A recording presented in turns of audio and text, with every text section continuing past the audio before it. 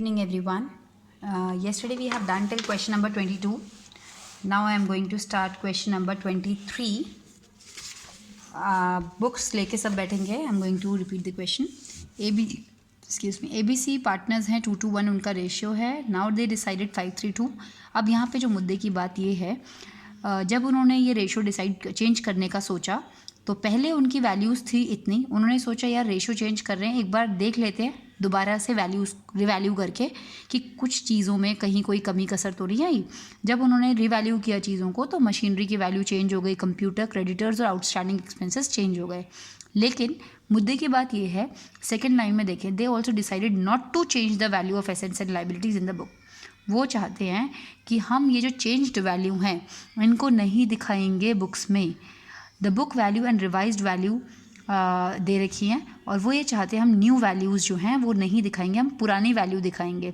मैंने आपको बताया था रिवाइज्ड वैल्यू दिखाओगे तो रिवैल्यूएशन अकाउंट बनाओगे. यहाँ उन्होंने साफ बोल दिया है. अगर ना बोला होता तो रिवाइज दिखाते. ऑब्वियसली जब नई वैल्यू है तो नहीं दिखाओगे, लेकिन यहाँ उन्होंने क्वेश्चन में बोल दिया है कि वो नहीं चाहते कि हम अपनी पुरानी वैल्यूज़ को चेंज करें, वो ये चाहते हैं कि हम पुरानी वैल्यूज़ ही दिखाएं. तो ऐसे केस में डेफिनेटली केस नंबर 1 नहीं एप्लीकेबल होगा. इसका मतलब ये है कि वैल्यूज़ तो चेंज हुई हैं लेकिन रिवैल्यूएशन नहीं बनेगा. तो ऐसे केस में क्या किया जाए, पहले ये पता लगा लेते हैं कितनी वैल्यूज़ चेंज हुई हैं. मशीनरी की वैल्यू में इंक्रीमेंट हुआ है, पॉजिटिव प्रॉफिट है वो हमारा. रिवैल्यूएशन तो बनेगा नहीं. रीज़न उसका ये, रिवैल्यूएशन तब बनता है जब रिवाइज्ड वैल्यूज़ को शो किया जाए. यहाँ रिवैल्यूएशन नहीं बनेगा क्योंकि उन्होंने साफ साफ कह दिया कि पुरानी को दिखाइए. तो हम ये जो प्रॉफिट लॉस है ये अलग से रफ में निकाल लेते हैं. कंप्यूटर की वैल्यू में नुकसान हो गया, माइनस लॉस में.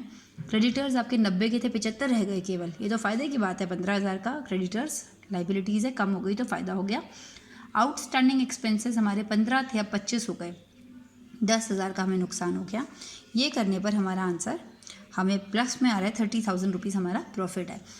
लेकिन क्योंकि इन्होंने बोला है इस वैल्यूज़ को नहीं दिखाया जाए, इनका प्रॉफिट नुकसान को नहीं दिखाया जाए, हम पुरानी वैल्यूज़ करेंगे, तो ऐसे में जो ये नफ़ा नुकसान होने वाला है ये पार्टनर्स आपस में सेटल कर लेंगे. और आपस में सेटल करने के लिए आपको हमेशा बताया गया है क्या होती है एंट्री, गेनिंग टू सैक्रिफाइसिंग. तो आपने गेनिंग रेशो निकाला, इसमें आपको पता चला इसको गेन हो रहा है और बी को सैक्रिफाइस हो रहा है. आपने एंट्री बनाई, कितना गेन है, 1/10 multiply by 30,000 is equal to 3,000. तो ये आपका क्वेश्चन नंबर 23 हो गया.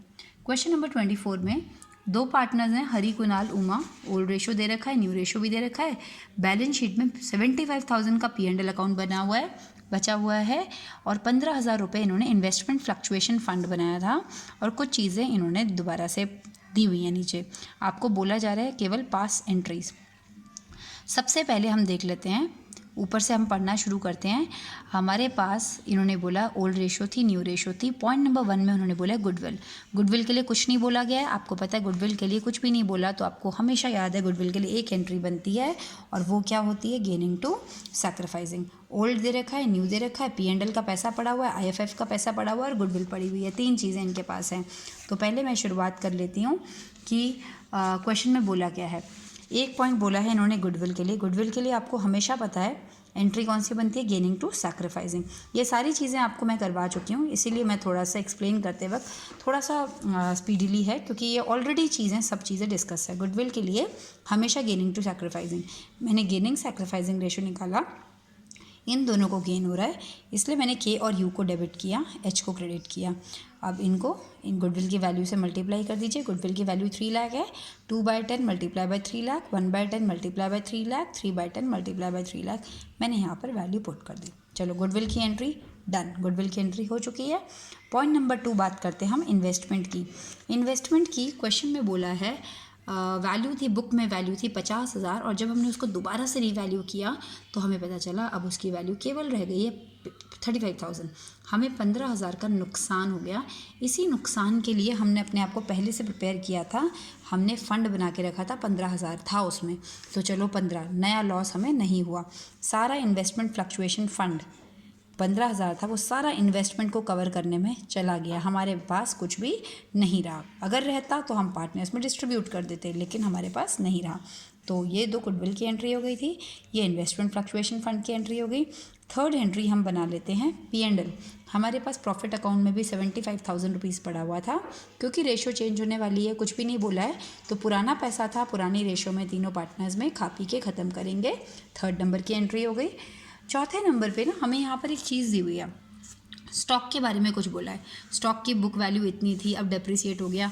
आपको सिंपल सी बात है, जब भी किसी एसेट्स को रीवैल्यू करने पर फ़ायदा या नुकसान होता है तो आप कौन सा अकाउंट बनाते हैं? रिवैल्यूएशन।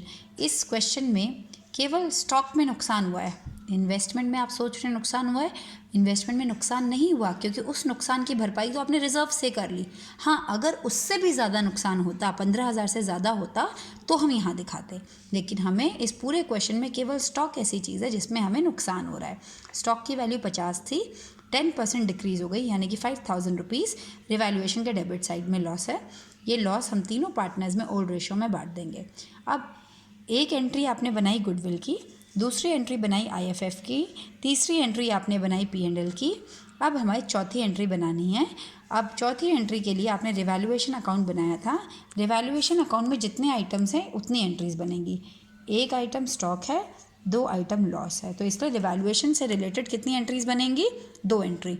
एक तो रिवैल्यूएशन के डेबिट साइड में स्टॉक है, इसलिए हम revaluation account debit to stock बोलेंगे, रिवैल्यूएशन डेबिट टू स्टॉक। और एक इसके क्रेडिट साइड में लॉस है, तो हम HKU डेबिट टू रिवैल्यूएशन बोलेंगे। ओके।